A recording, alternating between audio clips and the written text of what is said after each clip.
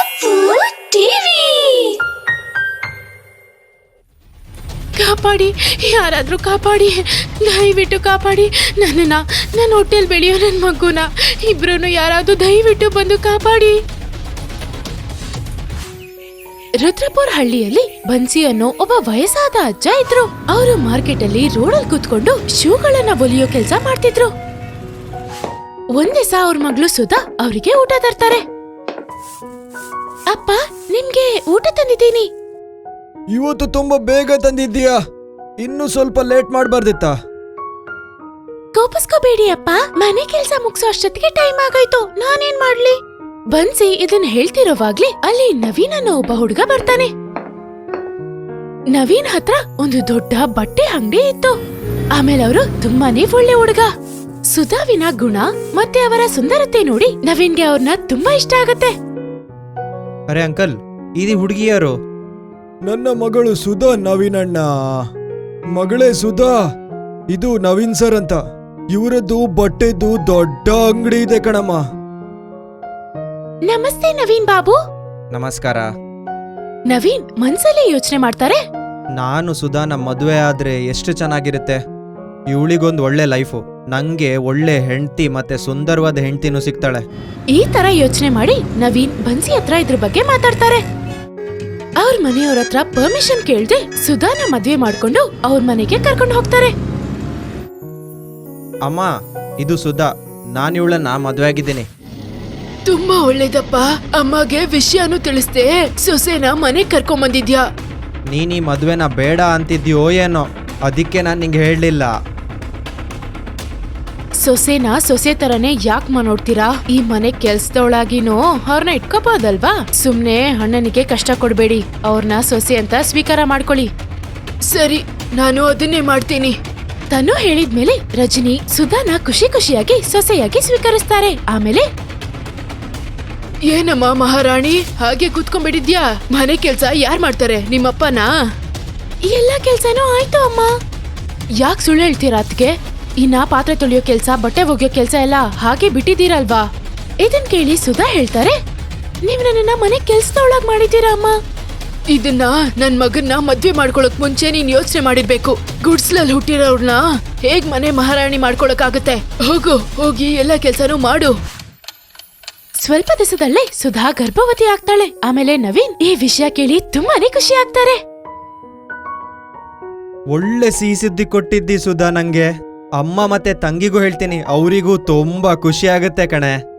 ಇಲ್ಲ, ಇವಾಗ ಅವ್ರ ಹತ್ರ ನೀವು ಏನು ಹೇಳ್ಬೇಡಿ. ಸ್ವಲ್ಪ ದಿವಸ ಆದ್ಮೇಲೆ ನಾನೇ ಅವ್ರಿಗೆ ಸರ್ಪ್ರೈಸ್ ಕೊಡ್ತೀನಿ. ನೋಡಿಮಾ, ಎಲ್ಲದನ್ನು ನಾಶ ಮಾಡ್ಬಿಟ್ಲು. ಅತ್ತಿಗೆ ಗರ್ಭವತಿ ಆಗಿದ್ದಾರೆ.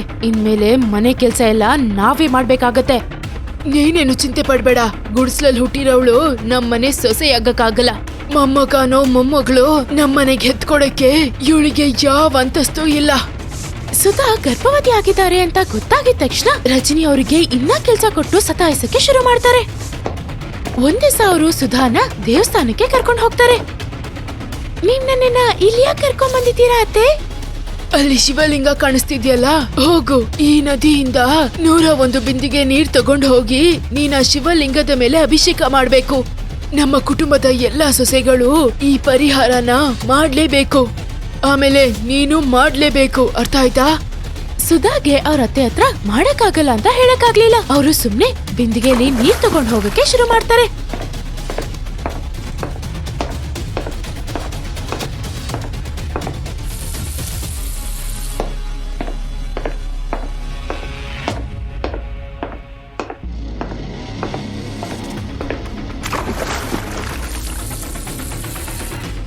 ಸಾಕಮ್ಮ, ಇನ್ಮೇಲಿಂದ ಒಂದು ಬಿಂದಿಗೆನೂ ನನ್ ಕೈಯಲ್ಲಿ ತಗೊಂಡ್ ಹೋಗಕ್ಕಾಗಲ್ಲ. ನಾನೊಬ್ಬ ಗರ್ಭಿಣಿ. ನೀನ್ ಗರ್ಭವತಿ ಅಂತ ನನಗ್ ಚೆನ್ನಾಗ್ ಗೊತ್ತು, ಅದಕ್ಕೆ ಇಲ್ಲಿ ಕರ್ಕೊಂಬಂದೆ. ನೀನ್ ನಮ್ಮಿಬ್ರಿಗೂ ಕೊಡ್ಬೇಕು ಅಂತ ಹೇಳ್ದೆ ಅಲ್ವಾ, ಅದೇ ಸರ್ಪ್ರೈಸೇ ಇದು. ಇದ್ವರ್ಗೂ 50 ಬಿಂದಿಗೆ ತಗೊಂಡ್ ಹೋಗಿದ್ಯಾ, ಎದ್ದೋಳು, ಇನ್ನ 51 ಬಿಂದಿಗೆ ತಗೊಂಡ್ ಹೋಗ್ಬೇಕು. ಈ ಸರ್ಪ್ರೈಸ್ ತುಂಬಾ ಚೆನ್ನಾಗಿದ್ಯಲ್ಲ ಅತ್ತಿಗೆ. ಸುಧಾ ಏನು ಹೇಳಿಲ್ಲ. ಏನು ಹೇಳ್ದೆ ಅದನ್ನ ಒಪ್ಕೊಂಡು ತಿರ್ಗಾ ನೀರನ್ನ ತಗೊಂಡು ಹೋಗಕ್ಕೆ ಶುರು ಮಾಡ್ತಾರೆ.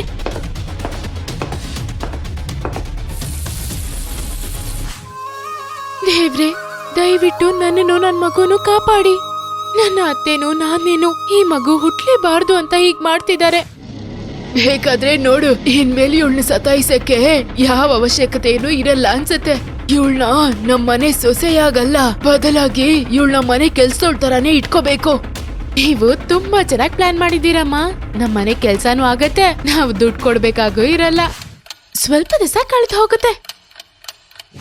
ಆಮೇಲೆ ನವೀನ್ ಸ್ವಲ್ಪ ಕಾಲ ಮನೆಯಿಂದ ಆಚೆ ಹೋಗ್ಬೇಕಾಗಿರೋ ಪರಿಸ್ಥಿತಿ ಬರುತ್ತೆ. ಇವತ್ ಹೇಗ್ ತಪ್ಪಿಸ್ಕೋತಾಳೆ ಅಂತ ನಾನು ನೋಡ್ತೀನಿ. ಒಂದ್ಸತಿ ಬಂದು ಈ ಎಣ್ಣೆ ಮೇಲ್ ಬಿದ್ರೆ ಸಾಕು, ಎಲ್ಲಾನು ಮುಗ್ದು ಹೋಗುತ್ತೆ. ಇದು ಸರಿಯಾಗಿ ನಡೆದಿಲ್ಲ ಅಂದ್ರೆ ಅವಾಗ next plan full action plan ಆಗಿರುತ್ತೆ. ಸುಧಾಗೆ ಹೇಗಾದ್ರೂ ಅಬೋಷನ್ ಆಗ್ಬೇಕು ಅಂತ ರಚನೆ ಮಾಡಿರೋ ಈ ಪ್ಲಾನು ಫ್ಲಾಪ್ ಆಗುತ್ತೆ. ಅವರ ಎಣ್ಣೆ ಮೇಲ್ ಕಾಲಿಟ್ಟು ಜಾರ್ ಬಿದ್ದಿದ್ದೇನೋ ನಿಜಾನೇ. ಆಮೇಲೆ ತಲೆಯಲ್ಲಿ ಒಂದ್ ಚಿಕ್ಕ ಏಟ್ ತಪ್ಪ ಅವ್ರಿಗೆ ಬೇರೆ ಏನೂ ಆಗ್ಲಿಲ್ಲ. ಅಮ್ಮ ಮಗಳಿಬ್ರು ಸೇರ್ಕೊಂಡು ನನ್ ಮಗುನ ಅದ್ ಏನ್ ಮಾಡಿಡ್ತಾರೋ ನಂಗ್ ಗೊತ್ತಿಲ್ಲ. ಇವ್ರುಗಳ ಆಟ ಎಲ್ಲ ಇವಾಗ ತುಂಬಾ ಜಾಸ್ತಿ ಆಗೋಯ್ತು. ನಾವೇನ್ ತಿರ್ಗಾ ಬಂದಿದ ತಕ್ಷಣ ಅವ್ರಿಗೆಲ್ಲದನ್ನು ಹೇಳ್ತೀನಿ. ಸುಧಾ ಇದನ್ನೆಲ್ಲ ಹೇಳ್ತಿರೋವಾಗ್ಲೇ ರಜನಿ ಮತ್ತೆ ತನು ಇಬ್ರು ಅಲ್ಲಿಗೆ ಬಂದ್ಬಿಡ್ತಾರೆ. ಹೌದಾ, ಎಲ್ಲದನ್ನು ನವೀನ್ಗೆ ಹೇಳ್ತೀಯಾ? ಅದನ್ನೆಲ್ಲ ಹೇಳ್ಬೇಕಂದ್ರೆ ಮೊದ್ಲು ನೀವು ಇಲ್ಲಿ ಇರ್ಬೇಕಲ್ವಾ? ಮಗಳೇ ತನು, ಬೇಗ ಇವಳ ಕೈ ಕಾಲನ್ನ ಕಟ್ ಹಾಕಮ್ಮ. ತನು ಮತ್ತೆ ರಜನಿ ಇಬ್ರು ಸುಧಾವಿನ ಕೈ ಕಾಲೆಲ್ಲ ಕಟ್ ಹಾಕಿ ಅವ್ರನ್ನ ಒಂದ್ ಕಾಡಿಗೆ ಕರ್ಕೊಂಡು ಹೋಗ್ತಾರೆ. ಅಲ್ಲಿ ಕರ್ಕೊಂಡು ಹೋಗಿ ಅವ್ರನ್ನ ಒಂದ್ ಮರಕ್ ಕಟ್ ಹಾಕಿ ಅವರ ಸುತ್ತ ಬೆಂಕಿ ಹಚ್ಬಿಡ್ತಾರೆ. ಈ ಗರ್ಭಿಣಿ ಸೊಸೆ ಮೇಲೆ ದಯವಿಟ್ಟು ಸ್ವಲ್ಪ ಕರುಣೆ ತೋರಿಸಿ ಅಮ್ಮ. ದಯವಿಟ್ಟು ನನ್ನನ್ ಬಿಟ್ಬಿಡಿ. ಆ ದೇವ್ರಿಗೋಸ್ಕರ ನನ್ನನ್ ಬಿಟ್ಬಿಡಿ ಅಮ್ಮ. ಆದ್ರೆ ರಜನಿನೂ ತನೂನು ಅವ್ರು ಹೇಳಿದ್ದನ್ನೇ ಕೇಳಲಿಲ್ಲ. ಬೆಂಕಿ ಇಟ್ಬಿಟ್ಟು ಅಲ್ಲಿಂದ ಹೊರಟು ಬಂದ್ಬಿಡ್ತಾರೆ. ಬೆಂಕಿ ನಿಧಾನಕ್ಕೆ ಜಾಸ್ತಿ ಉರಿಯಕ್ ಶುರು ಆಯ್ತು. ಕಾಪಾಡಿ, ಯಾರಾದ್ರೂ ಕಾಪಾಡಿ, ಯಾರಾದ್ರೂ ಇದ್ದೀರಾ? ಯಾರಾದ್ರೂ ಬಂದು ನನ್ನ ಹೊಟ್ಟೆಲಿರೋ ನನ್ ಮಗುನ ದಯವಿಟ್ಟು ಕಾಪಾಡಿ, ದಯವಿಟ್ಟು ಕಾಪಾಡಿ. ಅವಾಗ ಸಡನ್ ಆಗಿ ಶಿವಲಿಂಗದಿಂದ ಒಂದ್ ಬೆಳಕ್ ಬರುತ್ತೆ. ಹಾಗೆ ಮೆತ್ತ ಮೆತ್ತಗೆ ಸುಧಾ ಅವರ ಕಣ್ಣಿಂದ ಬರ್ತಿರೋ ಕಣ್ಣೀರು ಹಾಗೆ ಮಳೆಯಾಗಿ ಬದಲಾಗತ್ತೆ. ಮಳೆ ಆ ಬೆಂಕಿನ ಆಫ್ ಮಾಡ್ಬಿಡುತ್ತೆ. ಆಮೇಲೆ ಹಗ್ಗನು ತನ್ನಷ್ಟಕ್ ತಾನೇ ಬಿಚ್ಕೊಂಡು ಕೆಳಗ್ ಬಿದ್ಬಿಡತ್ತೆ. ಸುಧಾ ಇದನ್ನೆಲ್ಲ ನೋಡಿ ಹಾಗೆ ಶಾಕ್ ಆಗ್ಬಿಡ್ತಾರೆ. ಅರೆ, ಏನಿದು? ನನ್ನ ಕಣ್ಣೀರು ಮಾಯ ಕಣ್ಣೀರು, ಅದ್ರಿಂದ ಮಳೆ ಬರ್ತಿದೆ. ಏನಿದು? ಬೆಂಕಿ ಆಫ್ ಆಗೋಯ್ತು, ಹಗ್ಗನು ತನ್ನಷ್ಟಕ್ ತಾನೇ ಬಿಚ್ಚೋಯ್ತು. ಅವಾಗ ಆಕಾಶದಿಂದ ಒಂದ್ ಶಬ್ದ ಕೇಳುತ್ತೆ. ಆ ದಿನ ಶಿವಲಿಂಗದ ಮೇಲೆ 101 ಸಾರಿ ಅಭಿಷೇಕ ಮಾಡಿದ್ದೆ ಅಲ್ಲ ಕಣಮ್ಮ, ಅದರ ಫಲವೇ ಇದು. ಮನೆಗೆ ಹೋಗು ನೀನು, ನಿನ್ನ ಗಂಡ ನಿನ್ನನ್ನು ಕಾಯ್ತಾ ಇದ್ದಾನೆ. ಇದನ್ ಕೇಳಿದ ತಕ್ಷಣ ಸುಧಾ ತುಂಬಾ ಖುಷಿಯಾಗಿ ಅವ್ರ ಮನೆಗೆ ಹೋಗ್ತಾರೆ. ಮನೇಲಿ ನಿಜವಾಗ್ಲೂ ನವೀನ್ ಅವ್ರಿಗೋಸ್ಕರ ಕಾಯ್ತಿದ್ರು. ಬಂದ್ಬಿಟ್ಲು ಮಹಾರಾಣಿ, ಎಲ್ಲಿ ಹೋಗಿದ್ದೆ?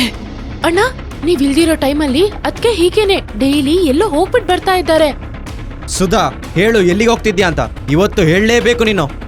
ನವೀನ್ ಹೇಳಿದ್ದನ್ ಕೇಳಿ ಸುಧಾಗೆ ಅಳು ಬಂದ್ಬಿಡತ್ತೆ. ಆಮೇಲೆ ಅವರ ಕಣ್ಣೀರು ಹಾಗೆ ಮಳೆಯಾಗಿ ಬದಲಾಗತ್ತೆ. ಅವಾಗ ಅವ್ರ ಮನೇಲಿ ಹಾಗೆ ಸುನಾಮಿನೇ ಬಂದಂಗಿತ್ತು. ರಜನಿ ಮತ್ತೆ ತನು ಆ ನೀರಲ್ಲಿ ಮುಳ್ಗ್ ಹೋಗ್ತಿದ್ರು. ಅದ್ರ ಜೊತೆ ಸುಧಾನ ಟಾರ್ಚರ್ ಮಾಡಕ್ಕೆ ಅವ್ರು ಏನೆಲ್ಲ ಮಾಡಿದ್ರು ಒಂದೊಂದಾಗಿ ಅದೆಲ್ಲ ನವೀನ್ಗೆ ನೀರಲ್ಲಿ ಹಾಗೆ ಚಿತ್ರವಾಗಿ ಕಾಣ್ತಿತ್ತು. ಮಗನೇ ನವೀನ್, ದಯವಿಟ್ಟು ಬಂದು ನಮ್ಮನ್ ಕಾಪಾಡಪ್ಪ. ಮಗನೇ ನವೀನ್, ದಯವಿಟ್ಟು ಕಾಪಾಡಿ ಅಣ್ಣ, ನಾವಿದ್ರಲ್ಲಿ ಮುಳ್ಗ್ ಹೋಗ್ತಿದೀವಿ, ನಮ್ಮನ್ನ ಕಾಪಾಡಿ. ನಿರ್ದಯಿಗಳು ನೀವು, ನೀವಿಲ್ಲಿ ಸಾಯೋದೇ ಒಳ್ಳೇದು. ಸುಸೆ, ದಯವಿಟ್ಟು ನನಗ್ ಕ್ಷಮಿಸಮ್ಮ, ದಯವಿಟ್ಟು ಕಾಪಾಡು. ನಾವ್ ಯಾವತ್ತೂ ಇನ್ಮೇಲೂ ಮರ್ತೋಗೇನು ನಿನ್ಗೆ ಕಷ್ಟ ಕೊಡೋದಿಲ್ಲ. ಅದಕ್ಕೆ ದಯವಿಟ್ಟು ದಯ ತೋರಿಸಿ. ಅವರ ಈ ಸ್ಥಿತಿ ನೋಡಿ ಸುಧಾಗೆ ಅವ್ರ ಮೇಲೆ ಕರುಣೆ ಬರುತ್ತೆ. ನೀವ್ ಯಾವತ್ತೂ ನನ್ಗೆ ಒಳ್ಳೆ ನಾದ್ನಿಯಾಗಿ ಅತ್ತೆಯಾಗಿ ಇರ್ಲಿಲ್ಲ. ಆದ್ರೆ ನಾನು ನೀವ್ ಮಾಡಿದ್ದನ್ನೆಲ್ಲ ಮರ್ತ್ ಹೋಗಿ ಒಂದು ಸೊಸೆಯಾಗಿ ನನ್ ಕರ್ತವ್ಯನ ಖಂಡಿತ ಮಾಡ್ತೀನಿ. ಈ ತರ ಹೇಳಿ ಸುಧಾ ಅವಾಗ್ಲೇ ಅಳೋದನ್ನ ನಿಲ್ಲಿಸ್ಬಿಡ್ತಾರೆ. ಆಮೇಲೆ ಸಡನ್ ಆಗಿ ಮಳೆ, ತುಫಾನ್ ಎಲ್ಲಾ ಅದೃಶ್ಯವಾಗತ್ತೆ. ರಜನಿ ಮತ್ತೆ ತನು ಅವರ ಪ್ರಾಣ ಕಾಪಾಡತ್ತೆ. ಆಮೇಲೆ ಅವರು ತುಂಬಾ ಬೇಜಾರಾಗಿ ಮನೆ ಬಿಟ್ಟು ಹೋಗಕ್ಕೆ ಪ್ರಯತ್ನಿಸ್ತಾರೆ. ಅಮ್ಮ, ನೀವಿಬ್ರು ಮನೆ ಬಿಟ್ಟು ಎಲ್ಲೂ ಹೋಗ್ಬಾರ್ದು. ಆದ್ರೆ ಮಗಳೇ, ನಾವಿಬ್ರು ಸೇರಿ ನಿನಗ್ ಮಾಡಿರೋದು ಅದನ್ನ ನೀನು ಮರೆಯಕ್ಕಾಗುತ್ತಾ? ತಪ್ಪು ಮಾಡಕ್ಕಲ್ಲ, ಕ್ಷಮೆ ಕೇಳಿದ್ದಕ್ಕೋಸ್ಕರ ಮರ್ತ್ ಹೋಗ್ತೀನಿ. ಆಮೇಲೆ ನಿಮ್ಮೊಳಗಿರೋ ಕೆಟ್ಟತನಾನು ಇವಾಗ ಸತ್ ಹೋಗಿದೆ. ಆದ್ರಿಂದಾನೇ ನನಗೆ ನಿಮ್ ಮೇಲೆ ಯಾವ ಕೋಪನೂ ಇಲ್ಲ ಅಮ್ಮ. ಈ ತರ ಸುಧಾ ಅವ್ರನ್ನ ಕ್ಷಮಿಸ್ಬಿಡ್ತಾರೆ. ಆಮೇಲೆ ಅವರೆಲ್ಲ ಒಟ್ಟಿಗೆ ಸೇರಿ ಖುಷಿ ಖುಷಿಯಾಗಿ ಇದ್ರು. ಕಪ್ಪು ಟಿವಿ.